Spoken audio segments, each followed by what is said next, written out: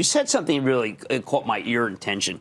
You said that we'll look back 10 years from now, and we can't believe what life was like now. Will you tell me what you're seeing 10 years from now that would make it so this seems also pedestrian?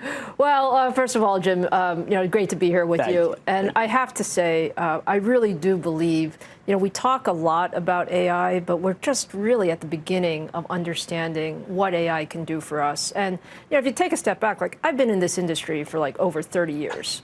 And we've seen, a lot of interesting technology. I mean, we saw cloud, we saw mobile, we saw PCs, these were all great technologies. In their discussion, Jim Cramer and Dr. Lisa Su dive into the transformative role of artificial intelligence and how it's poised to revolutionize industries.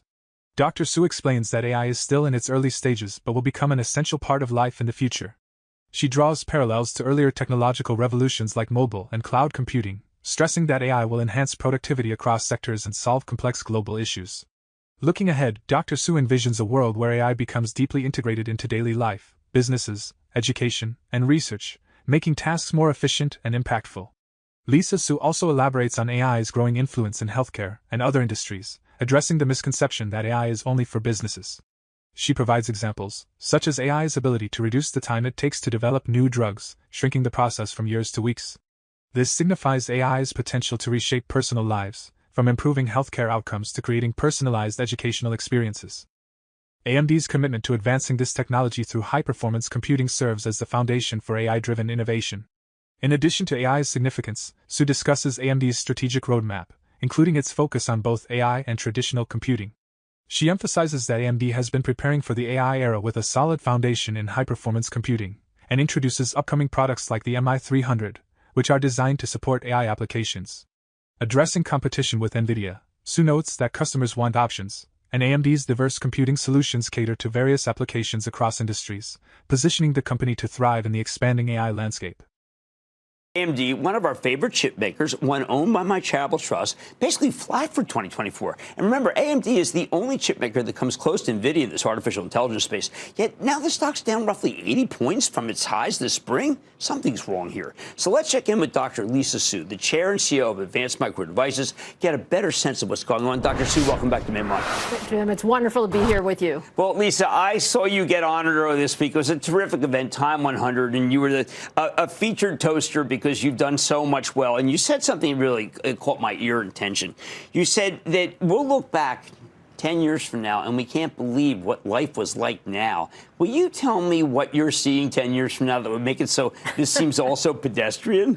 Well, first of all, Jim, great to be here with you. And I have to say, I really do believe, we talk a lot about AI, but we're just really at the beginning of understanding what AI can do for us. And, if you take a step back, I've been in this industry for over 30 years. And we've seen, a lot of interesting technology. I mean, we saw cloud, we saw mobile, we saw PCs, these were all great technologies.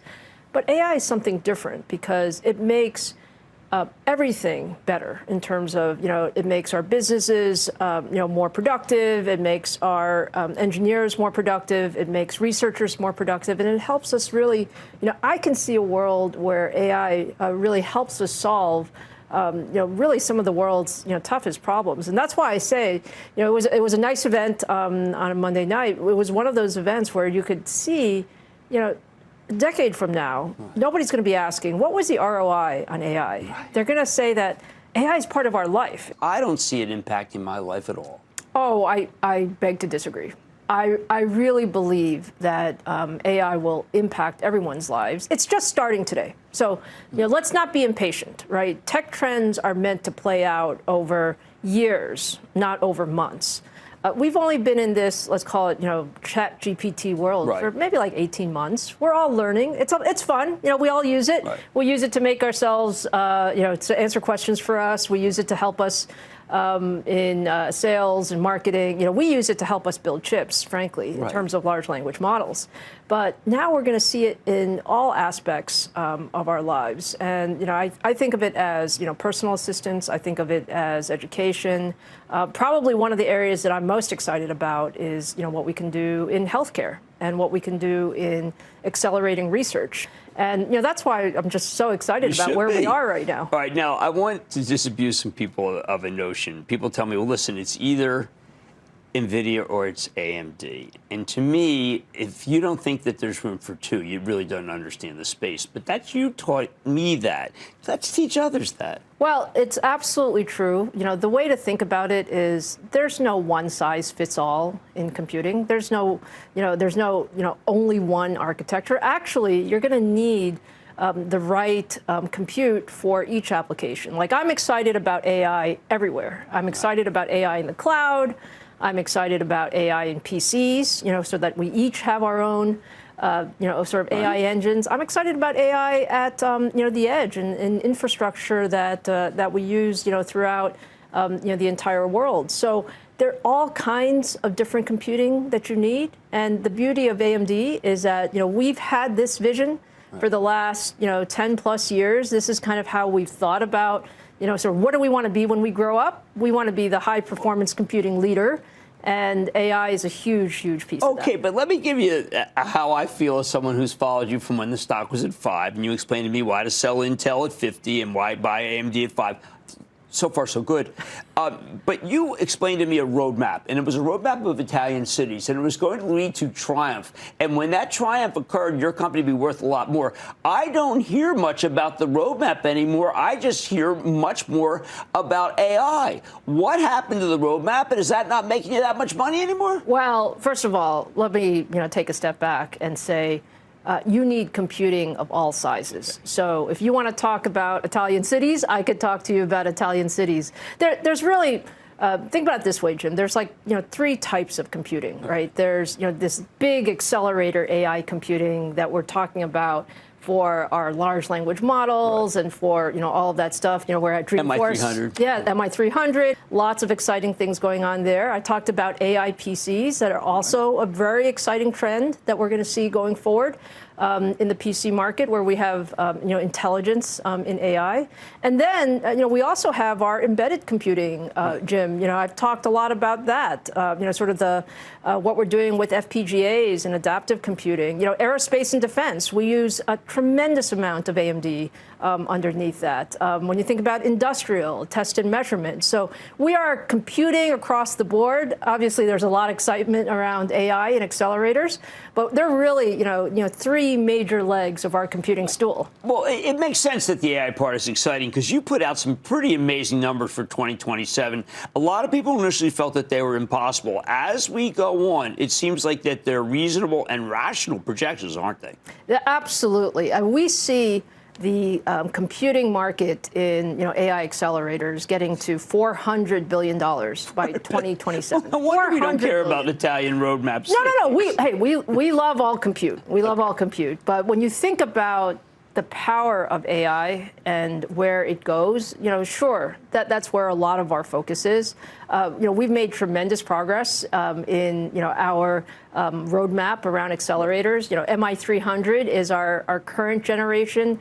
We're now on a 1-year cadence. So every year we come out with, new hardware such that we can make AI even more efficient and more capable going forward. So we're launching our next generation here again in the 4th quarter. Then you'll see us with a new generation MI350 series in 2025, and then MI400 series in 2026. So our Italian cities plus our accelerators, you'll see, just a tremendous growth opportunity. And if we saw you in the same room as Jensen Huang, would you be able to say, you know what, I get along with a guy who's a decent competitor, or are things just too heated between the two companies? Look, I'm a big believer in the technology ecosystem really works when you have, good competition and frankly, good partnership as well. And there are places where, we partner across the ecosystem, and then there are places where we compete. But the main thing is customers want choice, right? Our customers are the largest customers in the world. They want the best tech. Everybody wants to have the good choices, and that's what we're offering. We're offering just a very, very strong, high-performance computing roadmap. And that world works when demand exceeds supply, doesn't it? It is one of those cases, Jim, where people have asked me over and over again, are we going to have enough? Right. And we are building. We are building, a ton so that we have enough computing capacity. But demand is very strong as well. And so, we're going to continue to ramp up the supply chain. But I view this as, again, let's not think about it as what happens over the very short term. Right. Let's go back to how we started with, we're going to look back at this whole time, 10 years from now, and we're going to say, what was life like before AI? In their conversation, Jim Cramer and Dr. Lisa Su highlight the immense potential of artificial intelligence to reshape industries and daily life. Dr. Su emphasizes that while AI is still in its infancy, it will soon become an integral part of how we work, learn, and solve complex problems. She draws comparisons to past technological advancements like mobile and cloud computing but stresses that AI's impact will be far more widespread. AMD's strategy is deeply rooted in advancing high-performance computing to power AI applications, positioning the company as a key player in the ongoing AI revolution. Dr. Su also addresses the misconception that AI is only for businesses, explaining how AI will revolutionize healthcare, education, and personal life. Through innovations in computing, such as the upcoming MI300, AMD is prepared to meet the rising demand for AI-driven solutions across industries. Su touches on the competition with Nvidia, noting that customers want choices, and AMD's diverse computing capabilities ensure it remains at the forefront of both AI and traditional computing needs. How do you think AI will impact your daily life in the next 10 years? Do you believe there's enough room for both AMD and Nvidia in the AI-driven tech landscape? Why or why not?